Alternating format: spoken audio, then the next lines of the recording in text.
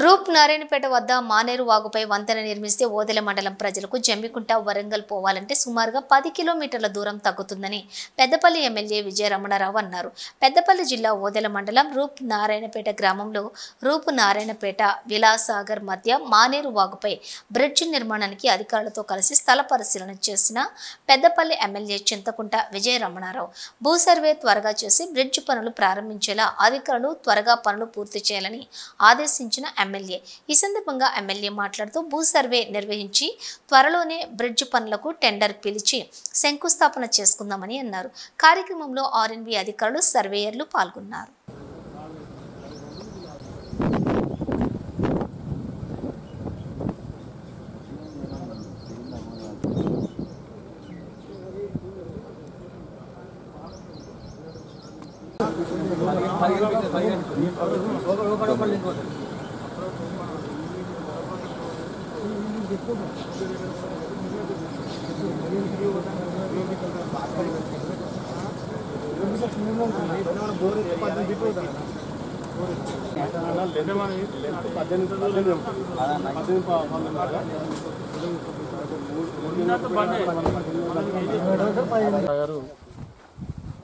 పేట bridge నిర్మాణం కోసం మరి రుకీ సంస్థ సర్వే చేయడం కోసం ఇవాళ రావడం జరిగింది.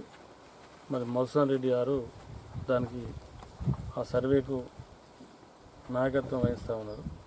వారితో పాటు సంబంధిత ఆర్ఎన్బి డి గారు, ఆర్ఎన్బి జేఈ గారు, మిగతా వారి సిబ్బంది మరి కార్యక్రమంలో పాల్గొన్నటువంటి పేట గ్రామ సోదరులకు, పాత్రికేయ మిత్రులకు మరి ప్రత్యేకంగా ఇవాళ ఇప్పటికే ఇది వర్క్ లేట్ అయింది.